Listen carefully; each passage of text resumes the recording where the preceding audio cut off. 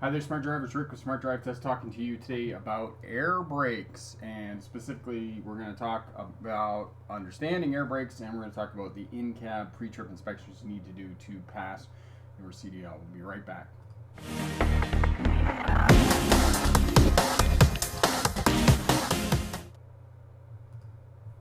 Hi there, Smart Drivers. Welcome back. Rick with Smart Drive Test talking about air brakes. And air brakes tend to be confused.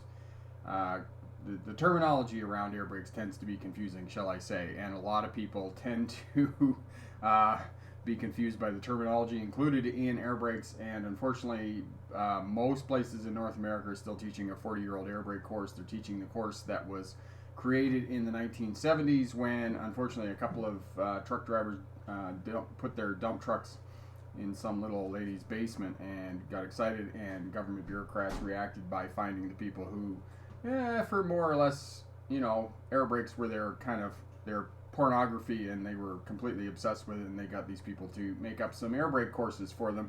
And unfortunately, they're laden with far too much terminology that should be about mechanics and, left to mechanics, not for drivers and people trying to get an air brake endorsement ticket to pass their CDL. So that's what we're going to talk about today, and try and demystify some of that information surrounding air brakes and learning to drive a larger commercial vehicle that is fitted with air brakes. So Adrian is here, Katie is here from Arkansas, and if you're just tuning in, let us know where you're tuning in from in the world and what class of license you're going for. Corey is here. Corey is Bricks for Wheels, and he is the moderator. And June is here. She passed her road test from Michigan. You just got your CDL, didn't you, June? You mentioned that the other day on the community tab there. That's absolutely brilliant. So awesome. So Katie's here. So without further ado, we're gonna pop over to the PowerPoint presentation and get through that. And if you have any questions, and so we'll go through the PowerPoint presentation, I'll come back and I'll answer any questions you have about air brakes or about anything about passing a road test, because I know it's the busy time of the year and lots of people are going for a road test, and we'll help you with passing your road test as well. So bear with me for one just second here while I get everything transitioned over here. Page up. There we go. All right, so air brakes, CDL pre-trip for air brakes for getting your CDL license, whether that's a truck or bus. And the other thing you want to check out is the ebook that I have available over at the Smart Drive Test website. As I said, it will demystify the terminology. It has a glossary of all of the valves that you will be required to know for the purposes of taking your theory test, and other information on there that will help you out to be successful on your road test. So check that book out, and you can pick that up over at the Smart Drive Test website for $12.95. All right, so let us know where you're tuning in from and what vehicle you are getting a CDL license for. And if you're watching on the replay, let us know where you're tuning in from and where you are in the world, and again, what class of license you're getting your CDL for. And if you've got a job lined up as well, let us know that. Okay, so I was a truck driver through most of the 1990s. My name is Rick August, and yes, I do have a PhD. I became a licensed commercial driving instructor in 1997. In 2006, I graduated from the University of Melbourne with a doctorate in legal history. For those of you who don't know, legal history is the study of policing, courts, and prisons, and my expertise is in policing, oddly enough, as it relates to traffic. And 3.5, almost 4 years ago now, I started the YouTube channel, and the YouTube channel recently crossed the 100,000 subscriber mark. So I believe that we're providing good content and helping people out to be successful on a road test and be smart drivers. New video this week. Some footage I caught on the dash cam of this cement truck driver here. Had he or she been on a road test, they would have failed in a very short order of time. So have a look at that if you're going for road tests, and that'll give you information about things you should not do on a road test, both for passenger vehicles and CDL drivers. And also, I've been concentrating on doing the short 15-second videos, and you can find those on your phone in YouTube. You go to the Stories tab, and you'll find those videos in there. And if you have any suggestions for short videos that you'd like me to do on driving, let me know, and I'll be sure to get those up for you. Okay? So, for the purposes of your air brake pre-trip inspection, you are not determining if the vehicle is safe. Rather, you are demonstrating a competency to the examiner. That's what you're doing. You're showing the examiner you know the names of the major components. You need to know, you can tell whether they're damaged, and you are also able to identify if the component is in fact working. So that is what your job is for the purposes of passing your CDL air brake exam. All right, sequence. You need to know the sequence for your CDL pre-trip inspection. So basically, you're going to go outside, you're going to go under the hood, you're going to go inside, you're going to do your in-cab checks. After you do your in-cab checks, you're going to have the system air pressure at maximum, and then you're going to go out and check push rod travel. Most places in North America are going to do the pry bar method, which is basically you just put a pry bar on the push rod and pull it out, and it should extend from the brake chamber 1/2 to 3/4 of an inch. There are a couple of jurisdictions that do applied stroke method. That is in Ontario, and you can go over to the smartdrivetest.com website and you can find out more information about that. The fundamental component of an air brake system is the air brake chamber, and the air brake chamber, basically think of a balloon inside of a soup can, and you basically put the lid back on it. If you were some way able to seal that lid and you inflate and deflate the balloon, the lid is going to go up and down. That's essentially what a brake chamber is. That's all it is. It's just a balloon inside of a metal container, and you inflate and deflate the balloon and you create linear motion. So the brake chamber converts air pressure into strong mechanical force, and in the case of air brake systems, it's linear force, so back and forth, and that is the fundamental component on an air brake system. The other piece that confuses students on an air brake system is instructors and all of the literature will use the word spring brake, and they use it interchangeably to mean parking brakes or emergency brakes. And what I'm going to get you to think about, first of all, is what is a brake? Because some people don't even know what a brake is. They know that if they step on the brake pedal in their car or in a CDL vehicle, that the vehicle slows or comes to a stop. Essentially, all it is a fixed object placed against a moving object to slow or stop movement. And in the old days, you can see here the old wagons and stagecoaches. They used to just have a lever with a block on the end of it that rubbed against the wheel, and it would drag, create friction, and slow the wheel. Of course, that is limited by the lever and the amount of force that the driver or rider can pull on this lever. So now we have different power sources. We have hydraulic brakes in most passenger vehicles, and we have air brakes on larger vehicles and on trains. And the reason we do that is so that we can create more force. We have an anchor, a lever, a brake pad, or a brake shoe. This brake pad or brake shoe here, depending on whether it's disc brakes or whether it's drum brakes. So essentially, this shoe goes all the way around here, and it pushes out. It is forced out against this hub and creates friction, and that's what a brake is, and that's how you slow the vehicle. Basic components of an air brake system are air lines, compressor and governor, hoses, brake chamber, slack adjuster, and foundation brake. And Corey will put up the video on basic components of an air brake system. Essentially, I just go over these components and give you more explanation of them. I'll limit that here in the live stream, but you can look at that video and get more information. Okay, air brake systems in this day and age are very, very, very unlikely to fail. There are so many fail-safes on an air brake system that it is nigh impossible that an air brake system will fail. The first and foremost fail-safe system is that the system is divided into two independent subsystems, and it's the same on your car. A hydraulic brake system on your car will not fail either because it's divided into two independent subsystems. If you take the lid off the master cylinder under the engine, or in the engine compartment rather, you'll notice that there's two chambers inside the master cylinder. That's because it's divided into the front and the rear. And an air brake system is the same. It's divided into the front and the rear. And if one system fails, the other will continue to work normally so long as the air compressor continues to work. So the system will not fail. All right, the only failing of an air brake system, and any system for that matter, is brake fade. And brake fade is simply when you overheat the brakes, and it's often a result of the driver having poor speed control. And most manuals are going to say that you want to go down the hill in 1 or 2 gears lower than what you use to climb the hill. Unfortunately, that doesn't always work because you don't always climb a hill to go down a hill. And here in British Columbia, We have the Monte Creek Hill going northbound on 97C into Kamloops, and you just come along in the flat, and then all of a sudden you're going downhill. So that doesn't work. Most transmissions are going to be 10 speeds, 13 speeds, or 18 speeds, and essentially you can just put the transmission to fifth low with the engine retarder on full, and as long as you're on a grade that's less than 10%, you're driving a truck that's tandem, less than 80,000 pounds, the engine retarder is going to hold that truck back. Engine brake technology is really good in this day and age, okay? So, and as well, Corey will put the video up for you on downhill braking in larger vehicles, and that will help you out as well. Select the correct gear, fifth low if you don't know the hill or haven't been on it before.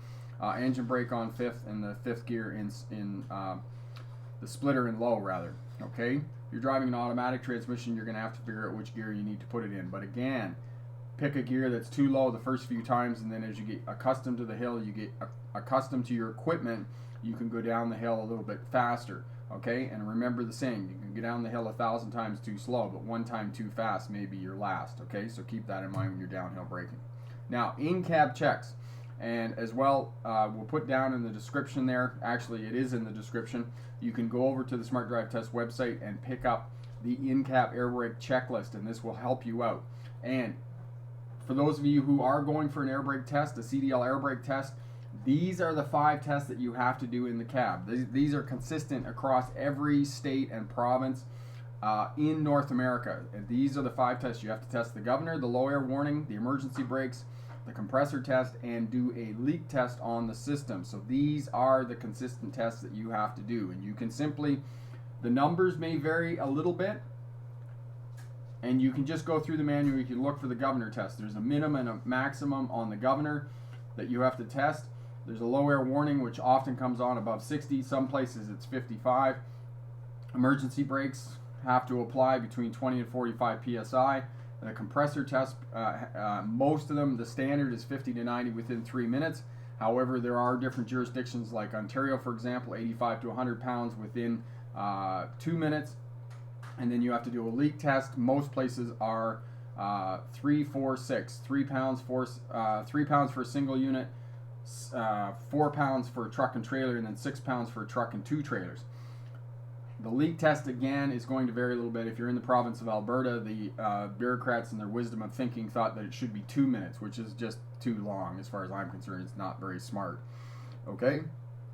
So these are the tests that you have to do. So essentially it's just fanning down the brakes. So when you pump the brake pedal in an air brake system, you're lowering system pressure, because the air pressure that you use to apply the service brakes is exhausted from the system. In other words, it's purged into the atmosphere, so it's left the system. So pumping the brake pedal is going to lower system air pressure, so know that.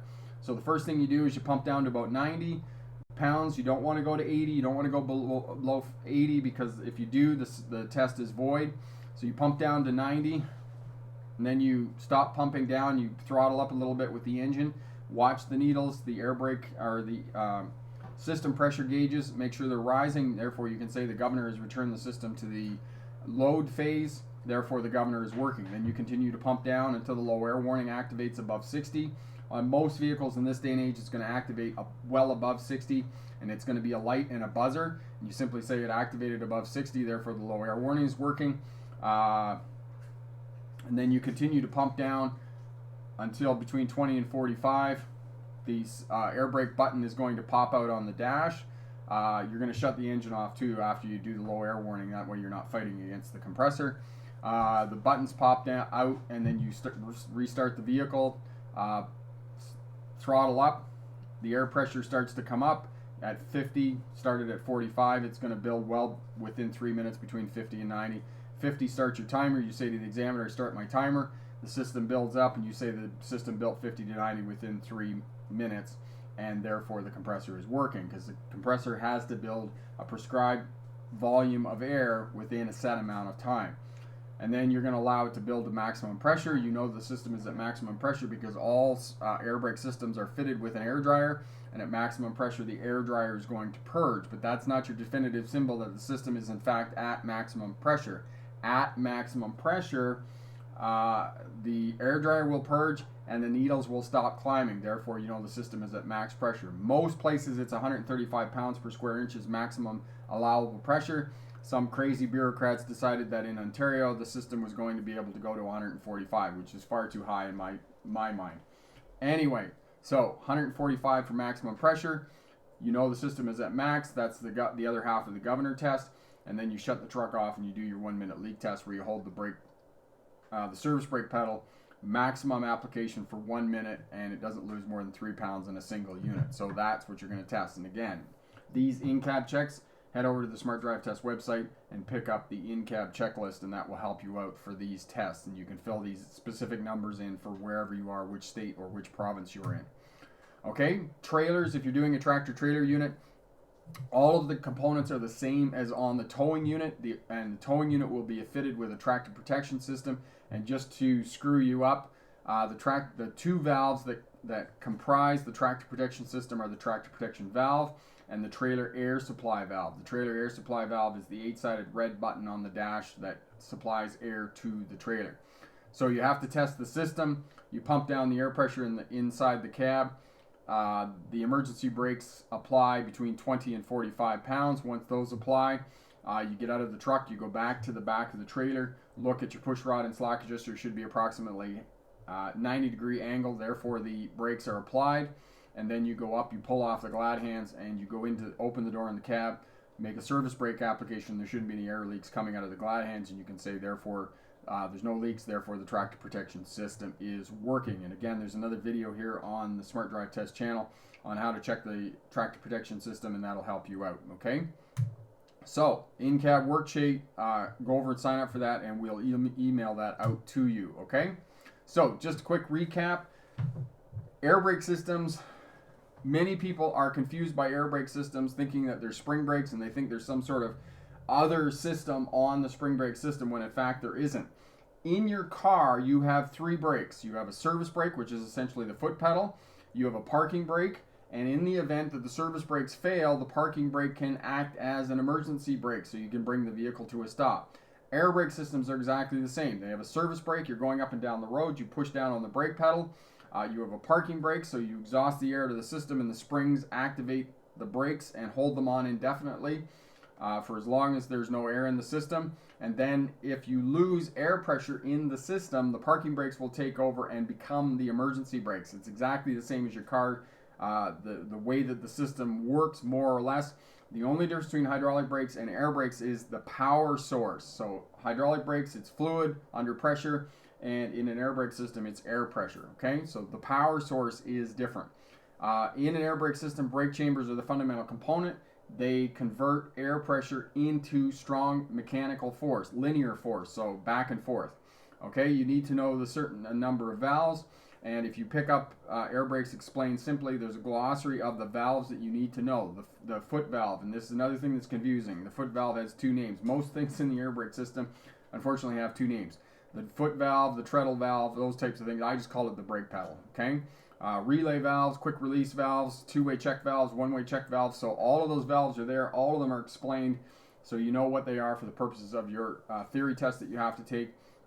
Know that air brake systems aren't going to fail, and as well, look at the video. Corey will put it up for you on why air brakes won't fail, because there's so many fail safes.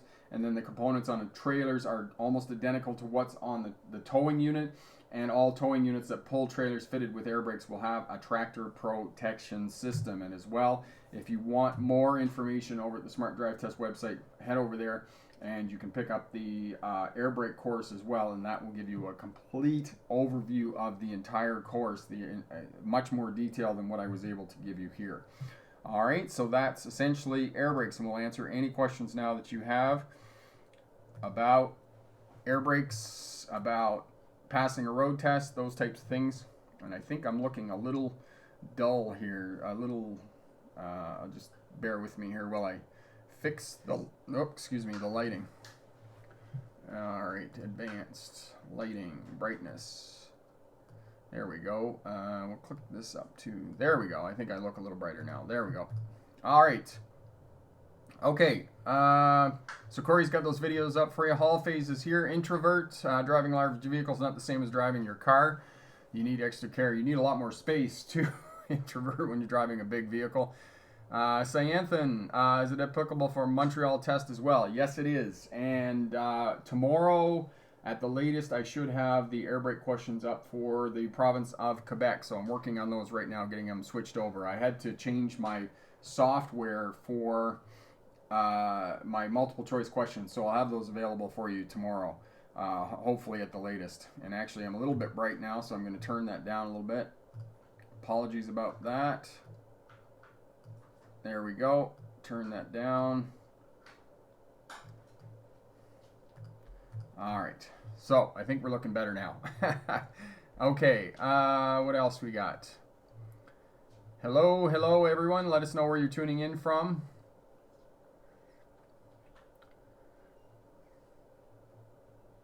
Introvert, you can pass the pre-trip inspection. And if, like I said, all of that stuff, if you pick up the book over at smartdrivetest.com, Air Brakes Explained Simply, it has step-by-step instructions, the exact wording of what you need to say to be able to pass your road test first time. Okay, so that'll help you out.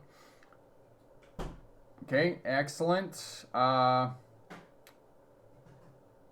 Never pursued driving. Okay, already got your license. Katie, it's normal to be nervous driving around truck and bus. Yes, it is normal because they're big and they have big blind spots. And essentially, you don't want to be hanging out beside them or in behind them.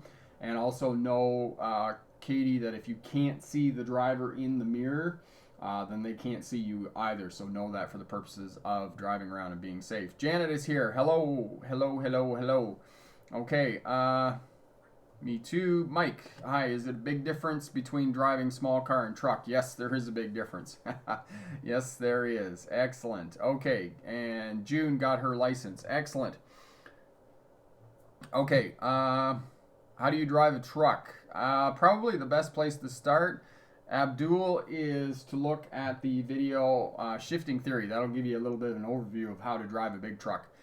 Some of the bigger trucks now are going to automatics. I did say incorrectly in the video that most non-synchro mesh transmissions for big trucks are 13 and 18 speeds. That tends to be more so here in Canada. In the United States, most non-synchro mesh transmissions tend to be 10 speeds. But it will help you out if you know how to drive a 13 and an 18 speed. If you can drive those, you can drive any transmission. You can drive a 10 speed, a 9 speed, an 8 speed, all the rest of them. Okay, so there you go. Corey's put up the links, how to do a pre-trip inspection. What are the different types of air brakes? Hall phase, there's only one type of air brakes, okay? And essentially they're all the same. I've read all, not all the manuals, but most of the manuals in Australia, in the United States, all the different states. I've read most of them here in Canada, and all of the air brakes are the same, okay? They're the same as hydraulic brakes are on your car. They have exactly the same principles. The only difference between hydraulic brakes and air brakes is that A, they're bigger, and B, the power source is different. So in your car, when you push down on the brake pedal, you activate a pump, and the pump moves hydraulic fluid through the lines and creates force, and there's basically a hydraulic piston in there. So think of hydraulics like a digger, an excavator, and loaders and those types of things. There's the piston, the silver piece that comes out. That's hydraulic fluid that's forcing that piston in and out. Air systems are exactly the same. There's air pressure that pushes that piston in and out and creates a power source, a linear power source. So they're the same. And in your car, as I was saying in the presentation, you have a service brake. So the service brake is the brake pedal. You push down on it, and the vehicle, when you're going up and down the road, will slower come to a stop. Now, if you have the parking brake applied in your car, the vehicle won't move. The service brakes won't work. In a big truck, in an air brake fitted vehicle, it's exactly the same. If you have the parking brakes applied on an air brake equipped vehicle, you can't move the vehicle. It's the same as your car. So it has a parking brake. You have to release the parking brake for the service brakes to work. And if you go up and down the road and you lose your service brakes, which is not likely because, as I said, they're divided into two independent subsystems, so the one system's going to work if the other fails, you can use the parking brake as an emergency brake. In a big truck or an air brake fitted vehicle, it's automatic. So when the pressure leaks out of the system, the springs that are held off by air pressure will expand and apply the brakes. In your car, it's manual. You manually have to pull up on the emergency brake to apply it to bring the vehicle to a stop. So air brakes and brakes in your car are more or less the same. It's just that the power sources are different. So Introvert. The site is smartdrivetest.com. 3 words. Smartdrivetest.com. So you can www.smartdrivetest.com. Haul phase. Most trucks are automatic, and big trucks are becoming more and more automatic. A lot of pickup trucks are becoming automatic. Automotive companies have been spinning that automatic transmissions are as good as manual transmissions. I still am not convinced of that information, that automatic transmissions are as good. And if you go out and you decide to start pulling heavy with a pickup truck, especially one of the smaller pickup trucks like a... okay, see you later, haul phase. Thanks for tuning in. We'll see you soon. So if you start hauling heavy with a pickup truck, especially if you're running a 1500, a Chevy 1500 or a Dodge Ram 1500, know that these have a small towing capacity. They're not very big. And if you start going up and down hills with these things, you are going to start heating stuff up, especially in the summertime. So know that you could overheat the transmission, you can overheat the engine and those types of things. So when you start getting into pulling with a truck, you need to figure out that the truck is the right size, that it's going to be able to pull the amount of weight that you want to be pulling with it. And you might need transmission coolers on these things. This is the other thing that people kind of get into trouble with on mountain passes and those types of things. They start pulling with their automatic transmissions. And because an automatic transmission is essentially a hydraulic pump, because you're spinning a turbine and pumping fluid to turn another turbine, what happens is you create a great deal of heat in the transmission and you can overheat the transmission. So some of these bigger pickup trucks that are hauling a lot of weight, these will have transmission coolers. So it's essentially another way to get rid of the heat that's generated by the transmission. Manual transmissions don't have the same problem because they don't have the same surface area. They're not pumping or forcing oil through a small space, which is creating heat and those types of things. So manual transmissions still tend to be better. And in my mind, when you're putting weight on an engine and you're trying to pull a lot of weight, manual transmissions are direct drive. They're not hydraulic fluid. So in my mind, they're still better, okay? Introvert, where do you go for skill tests for bus? Local school bus, bus school, or transit? Introvert, you can go to a local truck driving school and get your license to learn how to drive a bus or a truck.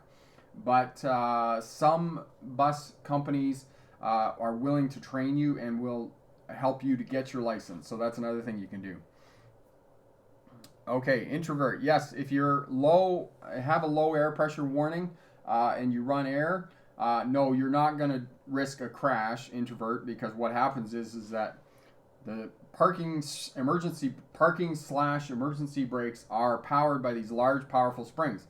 And when you push the parking brake in to release the parking brakes, the air pressure compresses those springs.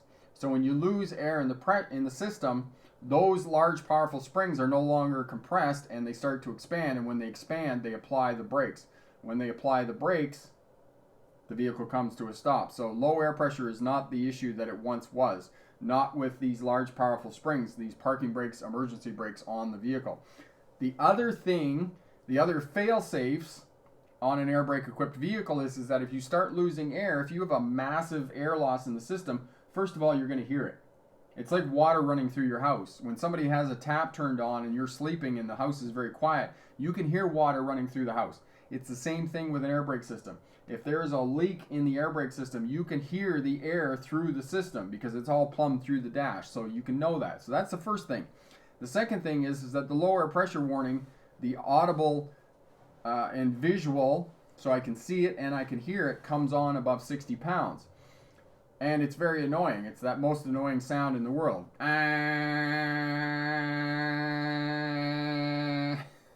You are not going to miss that. That's the next fail-safe. And so those two things are going to happen even before that the brakes automatically apply. So know that there are fail-safes on the air brake system. And if you do lose air on the air brake system, the other thing that's going to happen is that the two-way check valve is going to direct air from the tank with the highest pressure. So the primary systems, the secondary primary system is going to divert air, keep the air brakes off, and you can bring the vehicle to a safe stop. But you know that one system isn't going to be working because now your service brakes are going to be really spongy because they're not going to be working quite as well. So that's what's going to happen. There are tons and tons of fail-safes on an air brake system. Now, saying all of that it's unlikely that air brake systems are going to fail, what is going to happen is that if you're going down the hill, you got a long hill, you got a big load on, and you're using the service brakes and not using the engine retarders wisely, and you're going too fast, you could experience brake fade. And brake fade is when you overheat the brakes. And yes, there are a lot of people that come on and say, oh, it's much more complex than this. And yes, it is much more complex than this. But essentially what happens on drum brakes is the drum expands away from the shoes to the point where the shoes can't make contact. Also, there's a bunch of heat and other chemical reactions that go on that the brake shoes get all spongy and those kinds of things. But essentially go careening down a hill, crash into a tree, and die in a fiery inferno when you experience brake fade. But if you do it correctly and use the engine brake technology that is now available on most heavy vehicles, it's very unlikely in this day and age you're going to find a large commercial vehicle that doesn't have an engine brake of some sort on it going down a hill. That is going to hold the vehicle back, and you're going to be quite safe going down the hill. And Corey put the video up there for you on downhill braking in a large vehicle. So pay attention to road signs. As well, Corey will put the video up for you on CDL signs and what you need to pay attention to, which signs you now need to pay attention to when you're driving a large commercial vehicle. There's a lot of signs now that you need to pay attention to that you didn't used to pay attention to on the roadway. Okay, so grade signs for one thing. You need to know that the higher the number, the steeper the hill. Okay, and most hills that are fairly steep are going to be 10 to 12%. And basically what 10 to 12% means is that for every 100 meters you go forward, if it's a 10% grade, it's going to descend vertically 10 meters. Or if you're going forward 100 feet, it's going to drop 10 feet. That's a 10% grade. It's a fairly steep grade. So know that for the purposes of getting a CDL license and driving in the mountains and those types of things. Okay, and again, you can look at the video. You can look at that video on top CDL signs. Okay, and if anybody has any questions about passing a road test, passing CDL air brake pre-trip inspection, passing any class of license, I can help you out with that because I've done most of this. And there, Corey's got the video up for 11 top commercial road signs that you should know as a CDL driver, because this is, and the other one that you need to know and you need to put in your head if you're driving a larger vehicle, and this isn't just for CDL drivers, this is for people driving RVs and bigger units, pulling RV trailers and those types of things.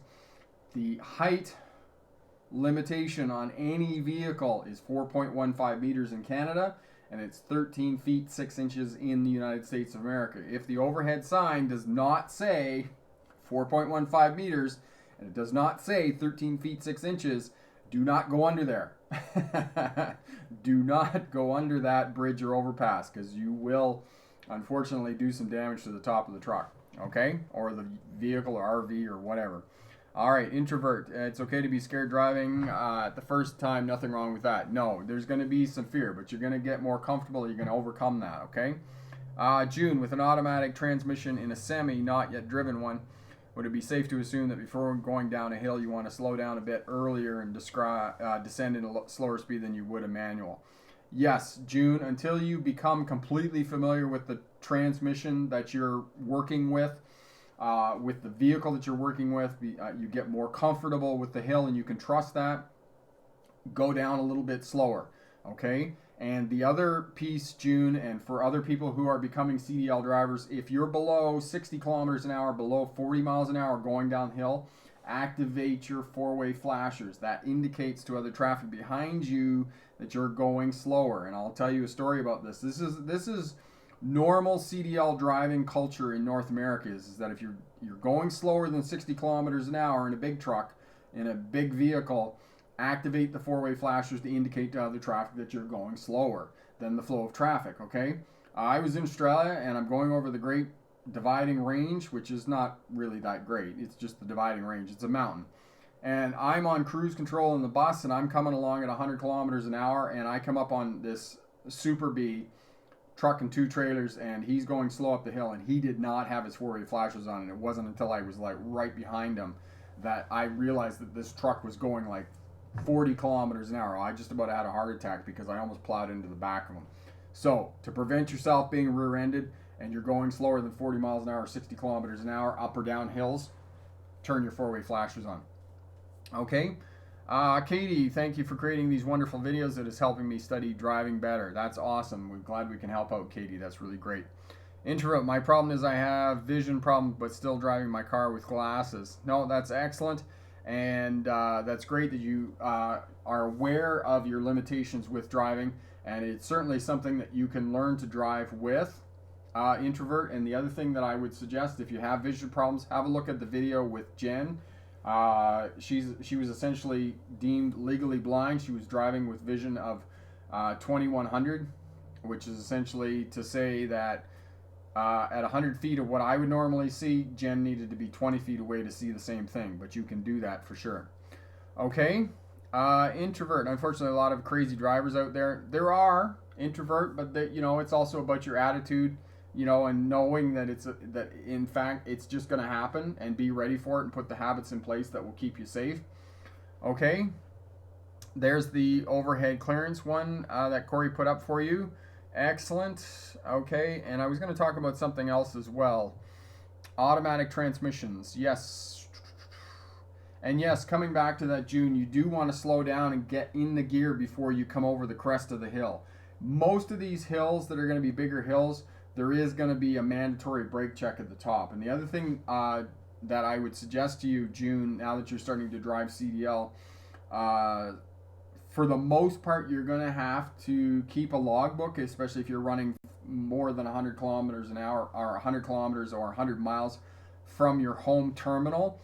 And if you're doing that, you're keeping a logbook, just flag down. So just put a line down and then just say pre-trip inspection or hill inspection at the top, and then that way if something happens, then the authorities can see that you in fact did stop, and you did put a line in your logbook that you did stop and do a pre-trip inspection before you descended down over the top of the hill. Introvert, yes you can. If your vision needs to be corrected with glasses, and you can correct your vision with glasses, yeah, certainly you can still get a driver's license, a CDL license. Your vision does have to be corrected to the minimum standards, but if you can meet those minimum standards with correction, with glasses or contact lenses, then you can get a CDL license.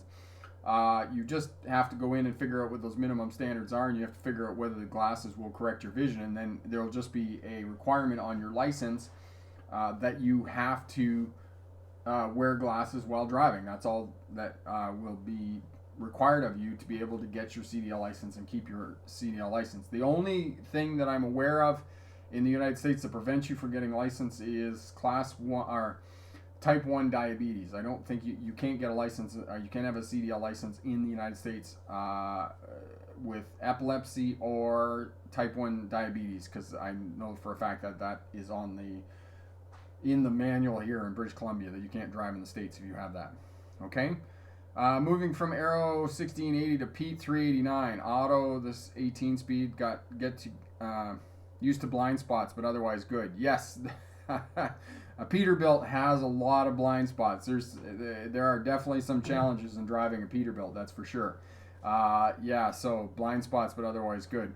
The other thing I always liked on trucks, it didn't matter whether it was a Pete or not, I always liked having a bus mirror on that passenger side on the front corner there. So I don't know whether it's your truck or whether it's somebody else's trucker's life, but you might want to see if you can get one of those bus mirrors, because I really did like those. Okay, Katie, I'm almost completely deaf in both ears. How will this affect me driving? Katie, do you have hearing aids as well to help you out with the hearing loss that you're experiencing? 2040 corrected on my right eye. Okay, so that sounds like you might meet in minimum standards, introvert. It's going to depend on what state or province you're in here in North America that will help you out. Okay. Peter, have to have a medical test done. Yes. So this is the other thing that Peter rightly pointed out here. that in order to get a CDL license, you have to have a medical, and you have to submit that. It has to be done every 5 years for us here in British Columbia. It might be a different duration for different people, but generally you have to get a medical done and pass a medical for the purposes of keeping your CDL license. Okay, so without a waiver. June, you can get a CDL if you have diabetes with a need for a waiver, but it has to be under control. Yes, okay. With type 2, I don't think, June, that you can get it with type 1 diabetes. I could be wrong in that, though. Okay, so Peter says you have to get an ear test, and that's probably what you're going to have to do, Katie, if you're thinking about pursuing a CDL license. And for those of you watching on the replay, if you have any information about passing a medical for the purposes of a CDL license, let us know. If you're in a province or state, or you have any know of any restrictions in terms of getting a CDL license, leave us that information as well. That helps out all the other smart drivers who are thinking of pursuing a CDL license and pursuing a career as a truck or bus driver, because that will help you out. So Katie says yes, she does wear hearing aids.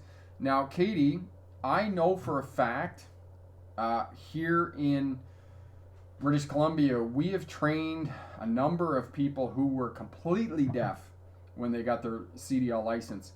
So the fact that you wear hearing aids and your hearing can be corrected to a certain amount, that you can hear some, I would look into this. If you were thinking about getting a CDL license, I think you might be able to get a CDL license, because I know for a fact here in British Columbia, we had a few people who have been completely deaf.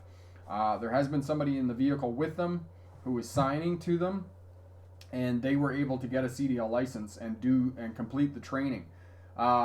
It's not impossible. It is something that you can do, and there are enough visual warnings on the truck, on the vehicle, whether it's a truck or bus, that you don't need to be able to hear. You can do it through the other senses, and there is the feeling, there is the vibration, because I'm pretty sure that the low air warning buzzer, for example, makes enough noise and vibrates enough that you would be able to feel that as well. Okay, so I would definitely pursue that and look into that, depending on where you live in the United States or in Canada, Katie, and have a look into that and see if you could pursue a CDL license. Introvert, had CDL permit back in the 90s, but never pursued driving, though I had no info at that time. Well, introvert, there's definitely lots of information now that you could potentially go and get your CDL license, whatever you wanted to do. Yes, and you could definitely go and get a Class B or C license, and with an endorsement, just a requirement to wear your your glasses to be able to correct your vision to the minimum standard that you need for the purposes of passing your road test. All right, so we're just heading into the last quarter here. So one of the things I'm going to tell you about getting a CDL license, if you're pursuing air brakes, if you're pursuing the other endorsements that you need in the United States, whether it's a tanker endorsement, whether it's a bus endorsement or whatnot, when you're getting a license, a CDL license, know that all the passenger vehicle information, all the basic driving rules apply to large commercial vehicles. So you may need to go back and review all of that information when you get your CDL license, especially when you go and get your learners, because they're going to ask you all of those other questions about driving a passenger vehicle. They're going to ask you when you turn your headlights on and when you turn them off, half an hour before sunrise and half an hour after sunset, and all those questions. And that varies a little bit different depending on state and province that you're in. How far do you stop from a railway crossing? How far can you park from a railway crossing? What is the speed limit inside a city unless otherwise posted? All those questions are fair game on a higher class license. So know that you're going to have to reread the passenger vehicle handbook to get your CDL license as well.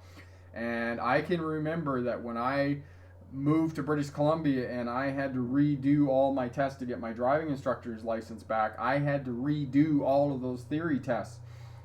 So I had, I actually had to study because I had moved to Australia. I got my license in Australia. I had to study for that test because the rules are slightly different, and obviously you're driving on the left side of the road as opposed to the right side of the road. So when I came back to British Columbia, it was the same thing.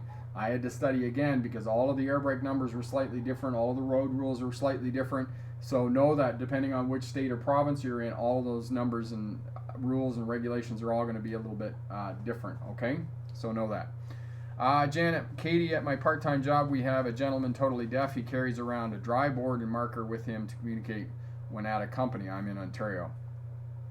Lip read and use my sense of touch. Yes, so as I said, Katie, you have other skills that are definitely going to be able to help you out. Introvert. Depending on what class of license you're going to be able to go to any truck driving school, because truck driving schools don't just teach truck driving. Most of these truck driving schools also teach bus as well. So they're going to teach school bus and they're going to teach coach. And some of them will have just a school bus for you to be able to do that, to get your bus license. If you're going for the smaller bus, they're going to have one of those as well. They're going to have a 15-passenger van or a bus that's less than 25 passengers, which is the other requirement. So you're going to be able to do that there as well. Okay? There you go. Excellent. Thank you so much for that information, Janet. That's really helpful and also encouraging to other people who have disabilities who want to get a CDL license and move forward with a CDL license and, you know, potentially get a job, a driving job and those types of things, because there are a lot of good jobs with a CDL license. I know I drove for a long time with a CDL license, had a good career. And, you know, the other nice piece about a CDL license, I mean, I know there are going to be some truck drivers who are going to disagree with me and they're going to go, oh, it's a terrible job and it's awful and this types of things. You know, and right now, there's no way I would go back driving truck. But when I did drive truck in the 1990s, it was a great job because I was at that stage in my life that it worked for me, and there's a lot of people out there that it's going to work for them, right? And I know lots of people that have truck driving jobs, they have bus driving jobs, and they love it, right? Because you have so many options of the different kinds of truck driving that you can do. You can pull vans, you can pull flat deck, you can haul tankers, you can run a chip truck, you can run a logging truck, you can run local, you can run regional, or you can run long haul. So there's lots of options in terms of the different kinds of equipment that you can operate, the different kinds of work that you can do, and all of that is, you know, it just makes a CDL license a really good option for some people who are looking to get a job. And also for return on investment, I mean, you can go to a truck driving school for 8 to 10 weeks, maybe even less than that, and you can come out at the other end, especially if you're willing to go and do a bit of long haul for 6 months or a year before you move into other types of jobs. Well, you can make $60,000 or $70,000 running long haul for 6 months or a year with very little experience. It is possible. There are companies that will hire you to do that, and they will also train you. So there are jobs out there, all right? And I mean, in the 1990s when I was driving truck, you know, $1,000, $1,500, $2,000 a week. I was running into New York City, but it is possible.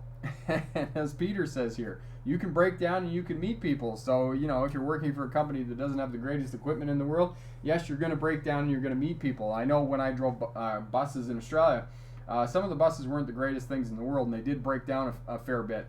And I met a fair number of passengers on the bus because the buses broke down and you got to talk to them while you were broken down. And I mean, very fortunately, in the year that I was driving buses for Greyhound in Australia, I only ever broke down on the side of the road once. Most of the other times I broke down in the service area, so it worked out for me. Okay, so there are good jobs out there. There are options. There's possibilities for people if you want to get a CDL job. And as well, you don't have to work full time. You can work part time. There's lots of weekend work and those types of things. So, you know, it is an option, something that you can do with very little investment of time and energy and money.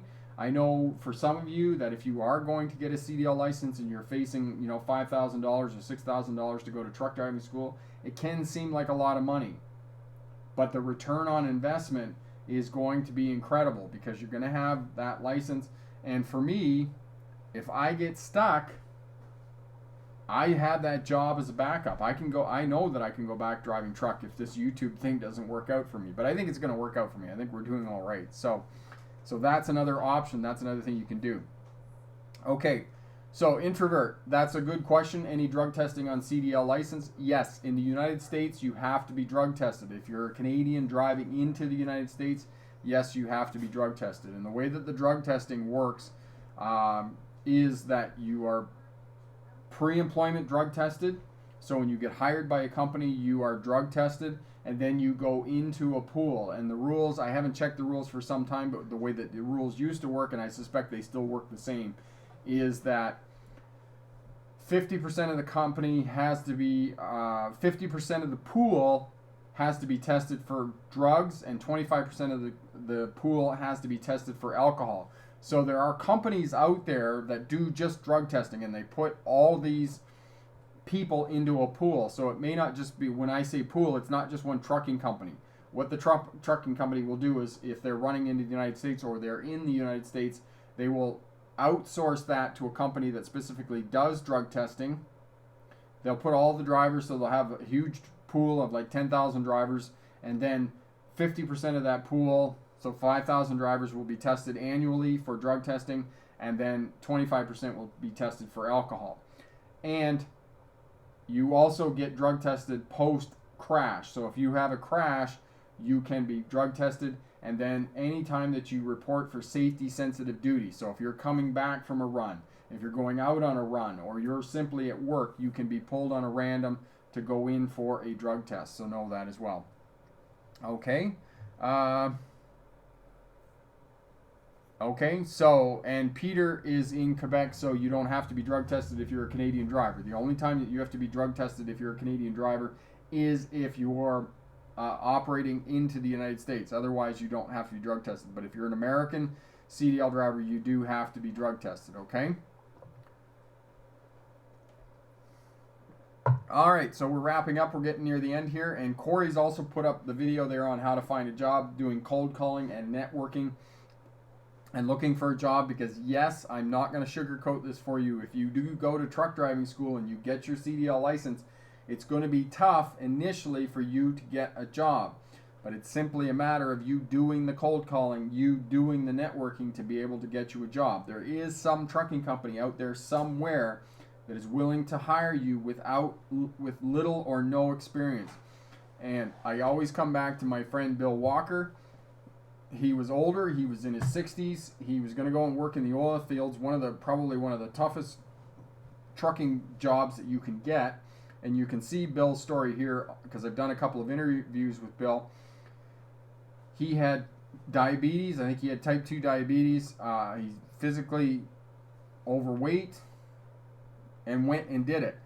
He worked with me at the truck driving school, got his license, finished his truck driving training on Thursday, and the next Tuesday he was working in the oil fields driving truck, and he was making some really good money working in the oil fields. So if you're willing to do the work, you're willing to go and get your CDL license, and you're willing to do the cold calling and the networking, you can get a job driving truck. And it's simply because, and I am very much of the conviction that the only people who are out of work, the only out of work truck drivers or bus drivers, are those that want to be out of work. There is plenty of work out there, and if you do the work, you will find a job driving truck or bus, okay? So, there's the video. Corey put that up for you.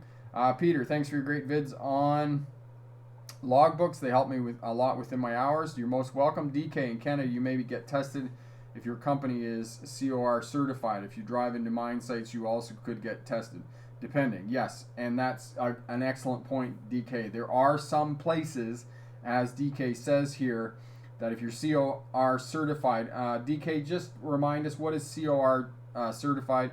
But if you're working in the mines or other safety sensitive places, if you're working on the rigs and those types of places, you could be drug tested. You could be subjected to drug tested. So know that there are some places where you could potentially be drug tested outside of just running into the United States, okay? So know that as well.